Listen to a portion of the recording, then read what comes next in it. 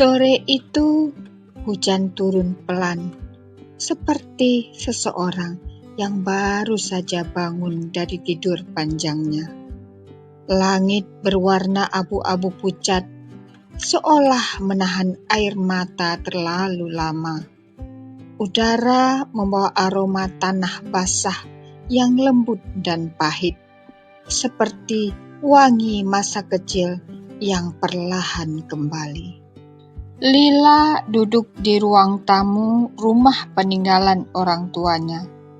Rumah kayu tua dengan jendela besar yang menghadap ke taman kecil yang kini becek dan sunyi.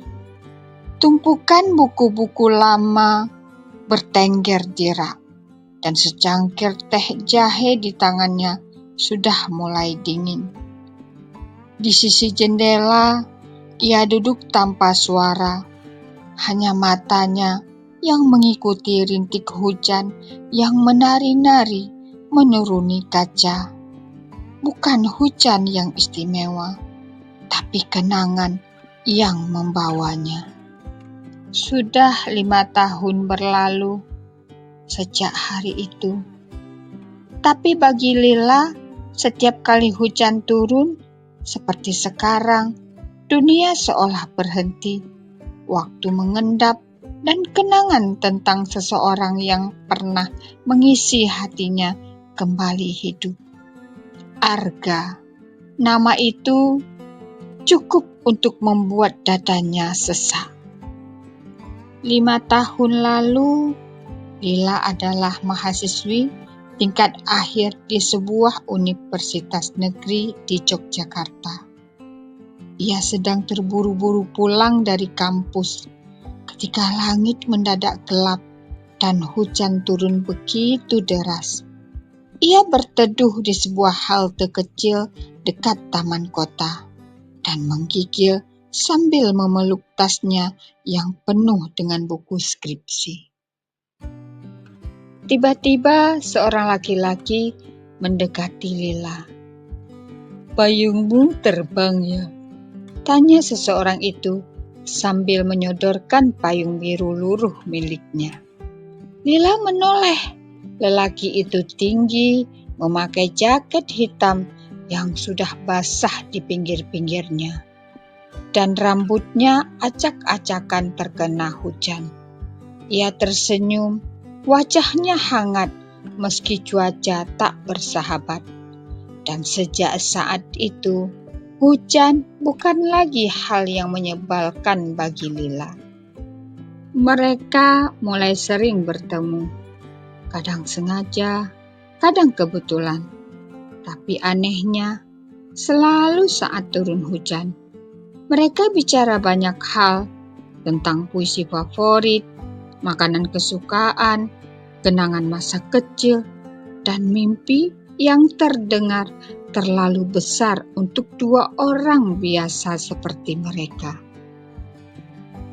Arga mendapat beasiswa ke luar negeri, ke Kanada, untuk program arsitektur lanjutan selama 3 tahun. Saat mengabarkan kabar itu, senyum Arga terlihat paksa. Ia tahu mimpi seringkali datang dengan harga. Di halte yang sama, tempat mereka bertemu pertama kali, mereka duduk berdua diam-diam. Hujan turun tanpa suara petir, seolah tahu hati keduanya sudah cukup gaduh. "Aku tidak mau kamu menunggu," kata Arga akhirnya. Suaranya pelan, seperti takut merusak ketenangan sore itu. Lila menunduk. "Tapi aku ingin menunggumu." Arga hanya tersenyum. "Aku takut mengecewakanmu kalau aku tak pernah kembali." Tak ada janji, tidak ada kalimat dramatis, hanya pelukan dalam hujan dan aroma kenangan yang menempel jaket basah. Setelah kepergian Arga, Lila tak pernah menerima pesan, tak ada email, tak ada kabar, seperti ditelan waktu. Ia sempat mencari, bertanya-tanya melalui teman lama Arga, tapi tak ada jawaban pasti. Mungkin memang seperti itu nasib cinta yang tumbuh di bawah hujan. Subur saat basah, tapi tak tahan dengan panasnya jarak dan kenyataan. Lila lulus, ia menulis buku pertamanya terbit, berisi kumpulan cerita pendek bertema hujan. Ia memberi judul Surat-Surat dari Langit. Ia tidak menyebut nama Arga dimanapun dalam cerita-cerita itu. Tapi siapapun yang membaca tahu penulisnya sedang bicara dengan seseorang yang pernah tinggal lama di hatinya. Setiap kali hujan datang, Lila membuka jendela kamarnya. Ia percaya jika ia cukup diam dan cukup sabar, ia bisa mendengar suara Arga di antara gemercik air dan tawa samar dalam sapa sunyi yang tertahan. Kini Lila tak lagi di Yogyakarta. Ia tinggal di sebuah desa kecil di lereng pegunungan. Ia membuka taman baca untuk anak-anak, menulis setiap pagi, dan menanam bunga di sore hari. Tapi kebiasaan itu tak pernah hilang, menyentuh teh jahe dan duduk di jendela saat hujan datang. Hari ini hujan turun lagi, sama seperti sore 5 tahun yang lalu. Dan untuk pertama kalinya dalam waktu yang sangat lama, ada ketukan di pintu.